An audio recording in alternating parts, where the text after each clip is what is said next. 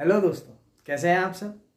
दोस्तों, अक्सर हम देखते हैं कि जब भी कोई भाई अपने पिता की प्रॉपर्टी को सेल करने या दो भाई है या उससे ज़्यादा भाई है तो आपस में बंटवारा करने जाते हैं, तब एक सवाल है जो हमेशा उनके मन में या उनके परिवार के सदस्यों के मन में ज़रूर आता है कि क्या इस प्रॉपर्टी पे बहन का अधिकार है या नहीं, या पिता की किसी भी प्रॉपर्टी पे बहन अपना हक रखती है, चाहे उसकी शादी हो गई हो या नहीं हुई हो।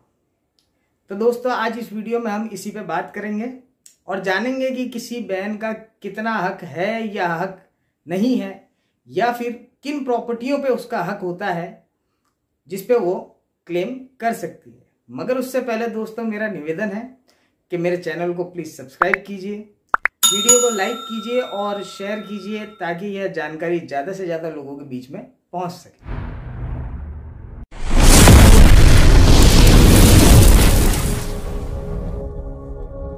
जब भी किसी घर की कोई प्रॉपर्टी बिकती है या पिता की मृत्यु के बाद किसी प्रॉपर्टी का बंटवारा होता है, तो एक सवाल बहन हो या भाई उसके मन में ज़रूर आता है कि क्या इसमें बहन का अधिकार है। उसकी शादी हो गई है, हमने शादी करा दी है, खर्चा दे दिया है और भी सारे रीति रिवाज पूरे कर दिए, उसके बाद भी क्या अधिकार रहता है।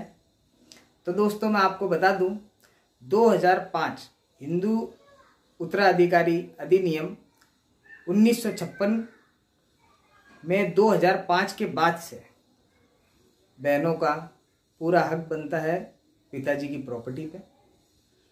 उससे पहले इतने हक नहीं दिए गए थे महिलाओं को, परंतु 2005 के बाद से बहुत से ऐसे लॉज आए हैं जो धीरे धीरे बहनों के हक को क्लियर कर रहे हैं और खासकर 2005 के बाद से क्लियर कर दिया गया है बहनों का अधिकार भाइयों के बराबर ही होता है।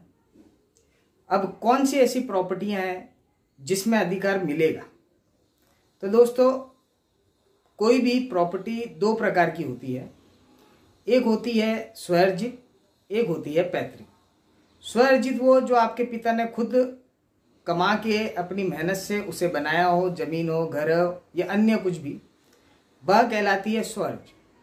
स्वअर्जित में अगर पिताजी अपने बेटों के नाम से गिफ्ट डीड या वसीयत या ऐसी कोई कार्रवाई नहीं करके गए हैं और उनकी मृत्यु हो जाती है, तब तो बहनें अधिकार रखती है उस प्रॉपर्टी पे अपने भाइयों के बराबर।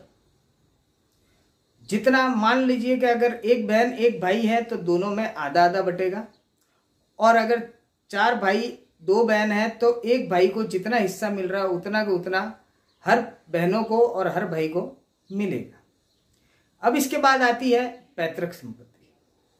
पैतृक संपत्ति यानी जो वह संपत्ति जो हमारे पिताजी को भी उनके पूर्वजों से मिली है, जैसे परदादा से दादा, दादा से हमारे पिताजी, पिताजी से अब हमारी बारी। तो उस प्रॉपर्टी में बहन उतनी ही अधिकारी है जितना भाई है जन्म से। मतलब जन्म के साथ ही भाई को जैसे उस प्रॉपर्टी पे अधिकार हो जाता है, जैसे आपके पिता के जन्म से ही आपके दादा के प्रॉपर्टी पे पिताजी का अधिकार हो गया था जितना भी, उसी प्रकार से अगर भाई जन्म से ही उस प्रॉपर्टी पे अधिकारी है तो बहन भी अब उस प्रॉपर्टी पे पूरा अधिकार रखती है। भले ही उसकी शादी हो गई हो, भले ही वो अपने ससुराल में रह रही हो, फिर भी उस प्रॉपर्टी पे बहन क्लेम कर सकती है अपने हक के लिए। अब बात रही इसमें वसीयत, तो इस प्रॉपर्टी की वसीयत आपके पिताजी नहीं कर सकते।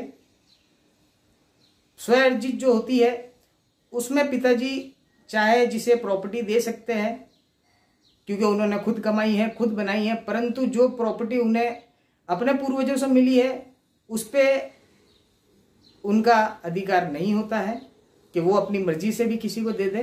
उस पर बहन उतना ही हक रखेगी जितना भाई रखेगा। बस ये है कि स्वअर्जित होगी तभी पिताजी अपनी मर्जी से किसी को दे सकते हैं। इसलिए दोस्तों, बहन को इस अधिनियम के 2005 के बाद से उतना ही हक दिया गया है जितना एक भाई को दिया जाता है। इसका कारण है कि विधि अनुसार सभी को समान माना जाता है, सभी को समान अधिकार दिए जाते हैं, चाहे ऊंचा हो, चाहे नीचा हो, चाहे लड़का हो, चाहे लड़की हो। कानून का यही उद्देश्य है कि हर व्यक्ति को समान अधिकार मिले।